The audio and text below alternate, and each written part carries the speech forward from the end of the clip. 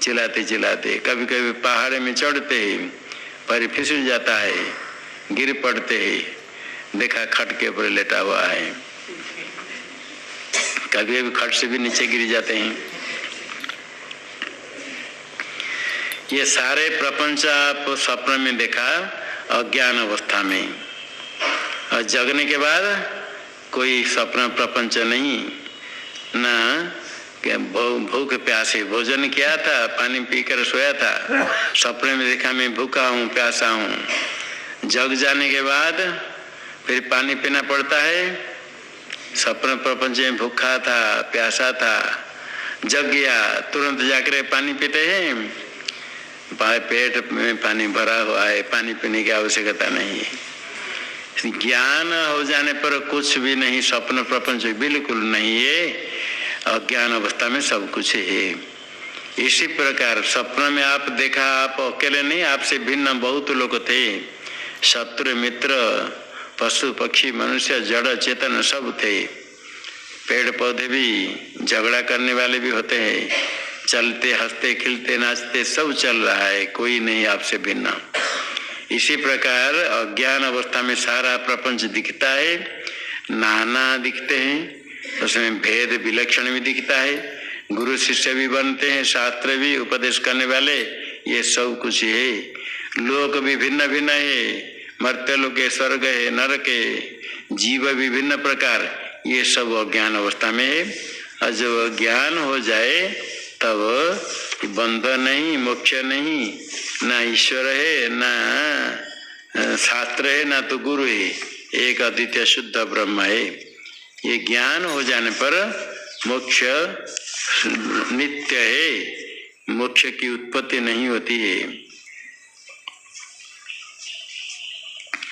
इसलिए पहले कर्म निष्ठा करके अंतःकरण शुद्ध होने पर ज्ञान निष्ठा की प्राप्ति के लिए कहा गया। अंतःकरण शुद्ध होने पर ज्ञान होता है। ज्ञान हो जाने के बाद एक अद्वितीय तत्व है, ना संसार है, संसार नहीं है। अभी जो संसार दिखता है अज्ञान के कारण दिखता है। अभी इदम शरीरम कौन्तेय कह करके शरीर को क्षेत्र कहा गया है। अभी क्षेत्रज्ञ क्या है कहने के लिए पहले भगवान प्रतिज्ञा कर कहते हैं, संक्षेप से कहते हैं, आगे अच्छी तरह से बताएंगे। तत्क्षेत्रम यच्च यादृक्च यद्विकारी यतश्च यत् सचयो यत्प्रभावश्च तत्समासेन मे शृणु।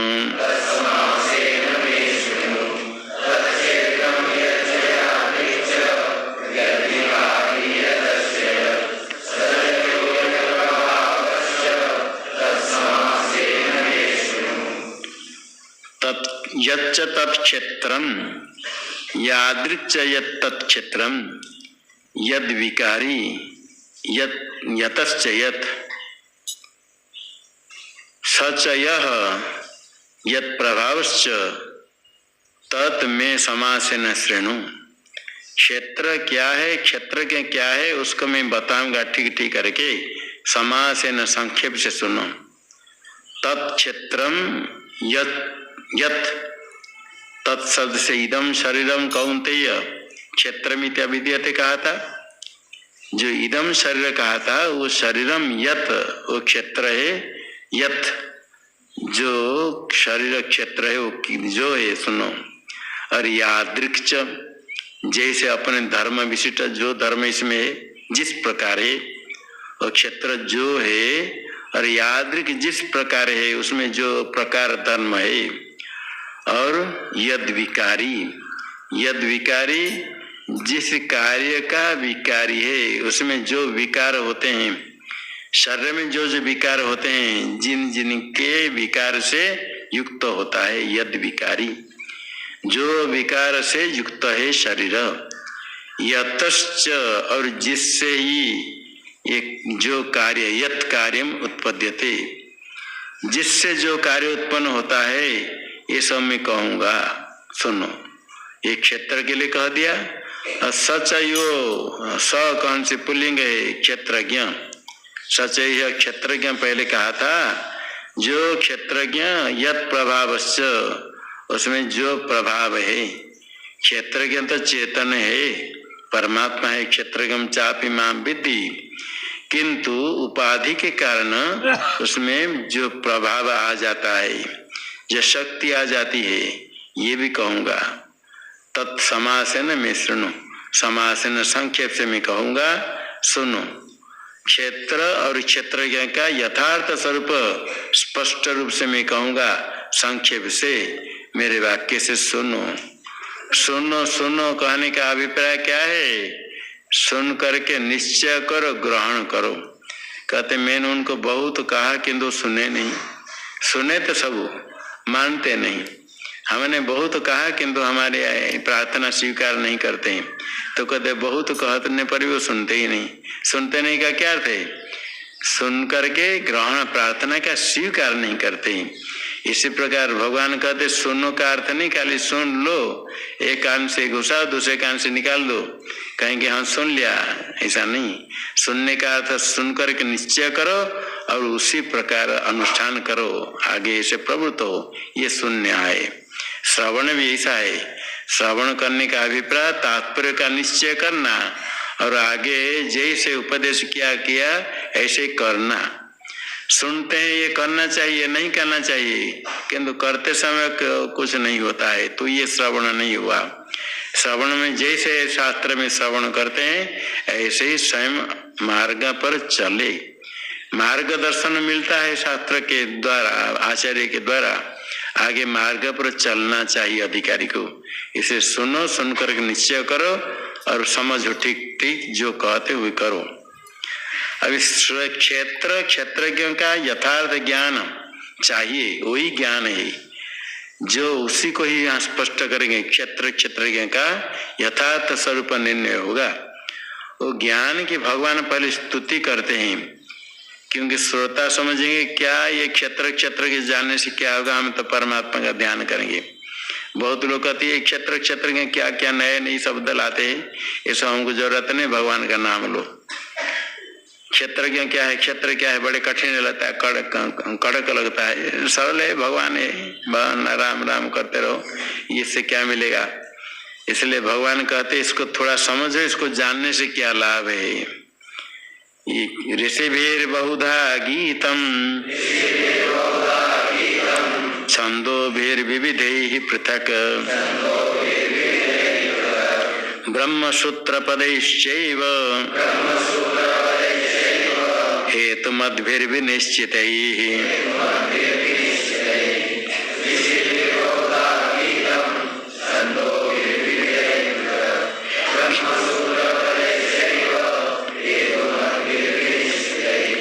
मैं जो क्षेत्र क्षेत्रज्ञ कहता हूँ आगे स्पष्ट करूंगा, ये अपने मन से कुछ ना कुछ नहीं कहता हूँ, ये शास्त्र में कहा गया। और शास्त्र में जो कहा गया है वो आवश्यक है, इससे ज्ञान प्राप्त होता है। ज्ञान होने पर मूल के साथ संसार की निवृत्ति होती है। जो हित है ऋषियों ने कहा है, वेद में कहा गया, उसको ही मैं कहूँगा, अपने मन से नहीं है। इसलिए ये जो मैं कह रहा हूँ ये अत्यंत आवश्यक समझना चाहिए। सामान्य जो नाम जपादि ठीक है, किंतु जब अंतःकरण शुद्ध होता है, परमात्मा का स्वरूप क्या है, जिनका हम नाम लेते हो कौन है, वो कहाँ है, किस प्रकार उनका दर्शन होगा, ये सब जो भावना आती है तो परमात्मा स्वरूप का निर्णय शास्त्र में किया गया, उसको श्रवण करने की इच्छा होती। श्रवण करने के बाद इसकी प्राप्ति के लिए, दर्शन के लिए मार्ग प्राप्त करना चाहिए। शास्त्र में मार्ग का उपदेश किया गया। मार्ग का तो साधन, कैसा साधन करना है, किस प्रकार परमात्मा की प्राप्ति होगी, ये सब शास्त्र में कहा गया है। ऋषिभिर बहुधा गीतम विविधै छंदोभि पृथक ब्रह्मसूत्र पदै चैव हेतुमद्भि ब्रह्मसूत्र पदै विनिश्चितै बहुधा गीतम। ये ऋषियों ने बहुत प्रकार कहा, वशिष्ठ आदि ऋषियों ने बहुत प्रकार गीतम गान किया, कथन किया है। और विविध ही छंदो भी पृथक, छंद श्री आदि वेद के द्वारा अनेक प्रकार विविध से पृथक विवेक करके अलग अलग सब कहा गया है। गीतम विविध ही छंद भी पृथक गीतम का अन्वय हो जाएगा। उसके बाद ब्रह्म सूत्र पदेश्चैव, ब्रह्मण सूत्रम सूचक वाक्य को ब्रह्म सूत्र कहा गया। एक तो ब्रह्म सूत्र शब्द से ब्रह्म सूत्र ग्रंथ उत्तर मीमांसा दर्शन वो अलग है, और ब्रह्म के सूचक वाक्य को भी ब्रह्म सूत्रम। ब्रह्म सूत्र को फिर पद कैसे कहेंगे? पद्यते गम्यते ब्रह्म अनेन इति पदम, ज्ञान का साधन को पद कहते हैं। पद्यते इति गम्यते ज्ञायते अनेन इति पदम, जिसके द्वारा पद गत्यर्थक ज्ञानार्थक भी है। जिसके द्वारा ब्रह्म का ज्ञान होता है उसको पद कहते हैं। जो ब्रह्म के सूचक वाक्य है उनको पद कहा गया, ब्रह्म ज्ञान का साधन होने से। ऐसे ब्रह्म सूत्र पद के द्वारा भी कहा गया। आत्मेति उपासित ब्रह्मविद आपनोति परम सत्यम ज्ञानम अनंत ब्रह्म, ऐसे वाक्य है उनके द्वारा कहा गया। हेतु मद्भिर विनिश्चित ही, हेतु है युक्ति, युक्ति युक्त वाक्य के द्वारा निश्चित रूप से कहा गया, स्पष्ट करके कहा गया। तो मैं वो क्षेत्रज्ञ का स्वरूप कथन करूंगा जो शास्त्रों में स्पष्ट रूप से कहा गया। विनिश्चित कहन से निश्चय रूप संशय रूप नहीं, वो वाक्य श्रवण करने से निश्चय ज्ञान होगा। कोई कहता है ऐसे सुना, ऐसे लगता है वहाँ गांव में किसी घर में आग लग गई, ऐसे लगता है, कैसे पता चला? ऐसे लगता है, कोई सुनेगा नहीं, लगता है कौन से? निश्चय करे कहा हम देखा, किसने देखा कहा, तब निश्चय होता है। स्पष्ट नहीं जान करके कहेंगे तो शब्द सुन करके श्रोता का भी निश्चय, श्रोता को भी निश्चय नहीं होता है। निश्चित रूप से कोई कहे कि मैंने देख कर आया, ऐसा हुआ है, तो अन्य लोग निश्चय करते हैं। तो भगवान कहते जो शास्त्र में कहा गया है निश्चय रूप से कहा गया, और उसको सुनने वाले को भी निश्चय ज्ञान हो जाएगा। इसलिए क्षेत्रज्ञ के यथार्थ स्वरूप जो ऋषियों ने कहा, वेद में कहा गया, ब्रह्म सूचक बात पद से कहा गया युक्ति युक्त वाक्यों के द्वारा।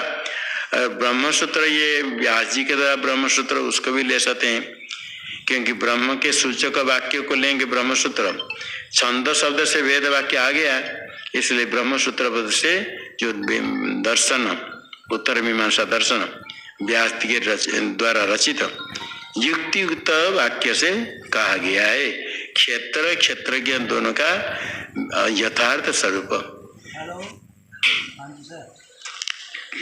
अभी क्षेत्रज्ञ के स्वरूप के ज्ञान की स्तुति करके अभी भगवान जब अर्जुन सुनने के लिए तैयार हो गया, अभी पहले क्षेत्र किसको कहेंगे? पहले इसने तो कह दिया था इदम शरीरम कौन्तेय क्षेत्रमिति विधीयते, शरीर है क्षेत्र। अभी स्पष्ट करेंगे क्षेत्र शब्द से शरीर लेना है, शरीर में क्या क्या है, किस किस को लेना है, किसको छोड़ना है, किसको लेना है।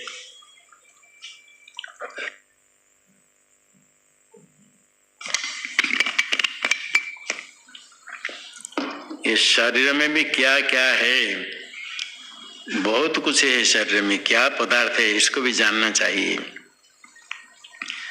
महाभूतान्यहंकारो बुद्धिरव्यक्तमेव च इंद्रियाणि दशैकञ्च पंचचेन्द्रियगोचराः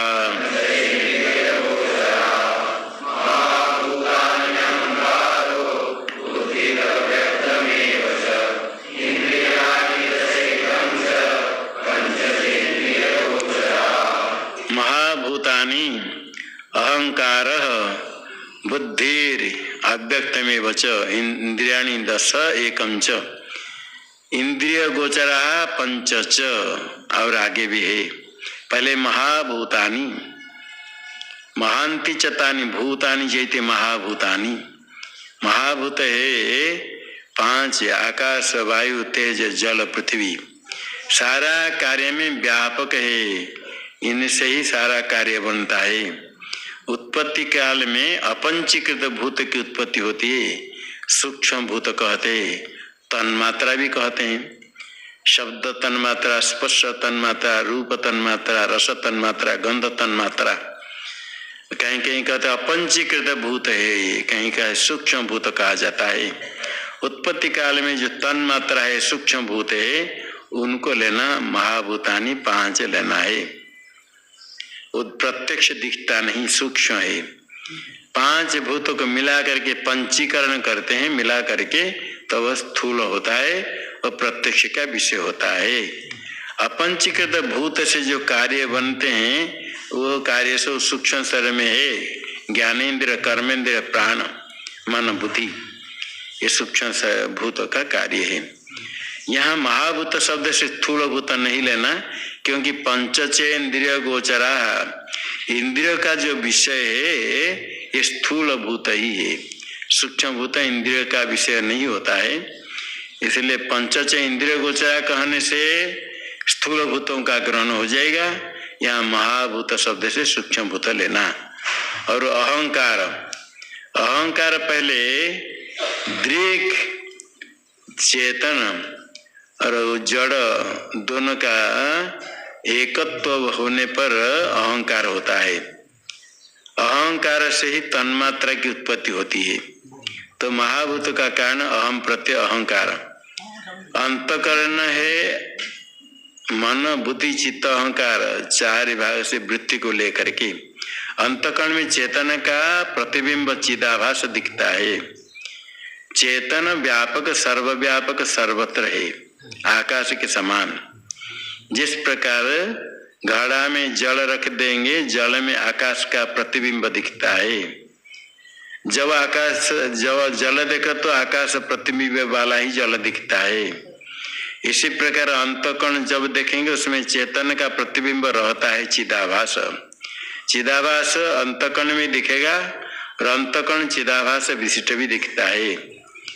बच्चा घड़ा में जल रखने पर आकाश के प्रतिबिंब को जल अलग, प्रतिबिंब अलग नहीं समझ करके कहता है घड़ा में आकाश, जल और प्रतिबिंब आकाश को एक समझ करके कहता है। ठीक इसी प्रकार अंतकरण में चिदाभास दिखता है। एक है उपाधि बुद्धि और चिदाभास है उसमें चेतन का प्रतिबिंब। दोनों के भेद को नहीं समझ करके दोनों में एकत्व भ्रम होता है, इसको कहते अहंकार, चिद अचिद ग्रंथि। और अहंकार का कारण है बुद्धि, बुद्धि आगे अव्यक्त में बचा, अव्यक्त उसका भी कारण अव्यक्त, न व्यक्तमित अव्यक्तम, इसको माया कहते हैं, अव्याकृत भी कहते हैं। अव्यक्त, अक्षर, अविद्या, ये सब शब्द से कहते हैं, उसको भी लेना कारण है। दैवी ऐसा गुणमयी मम माया दुरत्यया, जो अव्यक्त है अव्याकृत उसको माया भी कहते हैं। इंद्रियाणि 10 एकम च एकादश, 11 है। 5 ज्ञानेन्द्रिय, 5 कर्मेंद्रिय 10 है और एक मन को मिला करके 11 हो जाएगा। और इंद्रिय के विषय 5 ज्ञानेन्द्रिय के 5 विषय, पंचचेन्द्रिय गोचरा, शब्द स्पर्श रूप रस गंध, श्रवणेन्द्रिय, त्वगिंद्रिय, चक्षुरेन्द्रिय, रसनेन्द्रिय, घ्राणेन्द्रिय के विषय शब्द स्पर्श रूप रस गंध, ये सब क्षेत्र के अंतर्गत हो गए। ये सब जड़ है, दृश्य है, क्षेत्र है। क्षेत्रज्ञ है दृक् रूप जानने वाला, और क्षेत्र होता है ज्ञेय पदार्थ है।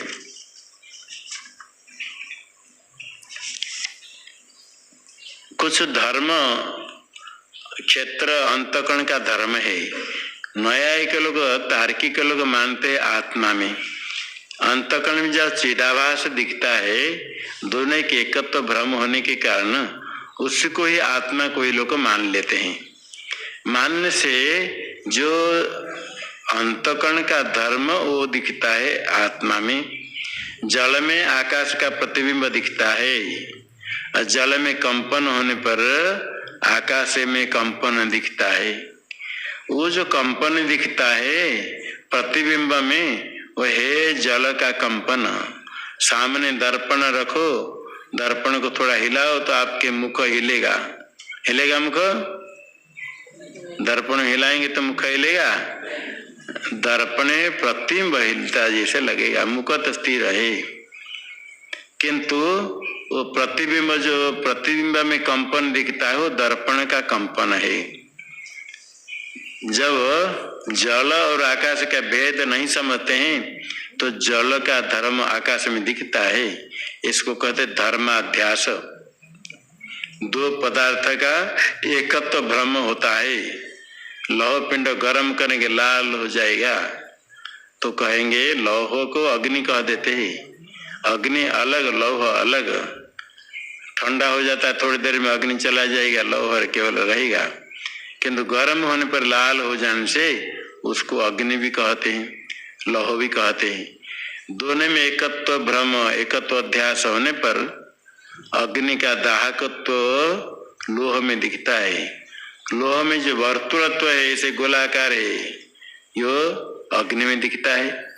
इसी प्रकार यहाँ अंतःकरण के धर्म चिदाभास में दिखता है, आत्मा में दिखता है। तार्किक लोग मानते हैं इच्छा सुख दुख आदि आत्मा में मानते हैं, वस्तु तो आत्मा में नहीं। ये ज्ञेय पदार्थ जितने सब अनात्मा क्षेत्र के अंतर्गत है, क्षेत्र है, क्योंकि क्षेत्र क्या होता है दीर्घ रूप, और ज्ञेय पदार्थ सब क्षेत्र है। ये जिन जिन का नाम लेंगे और बाकी जितने ज्ञेय पदार्थ सब क्षेत्र है, समझना।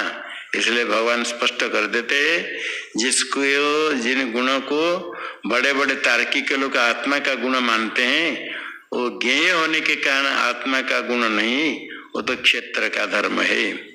इच्छा द्वेष सुखम दुखम संघातश्चेतना धृतिः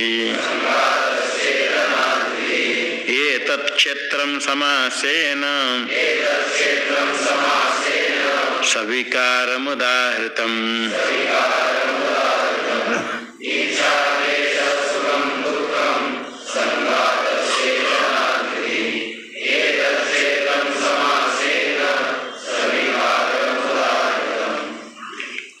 इच्छा द्वेष सुखम दुखम संघात चेतना धृति, यहाँ तक धृति तक हुआ, शुरू हुआ महाभूतानि अहंकार से लेकर के धृति तक।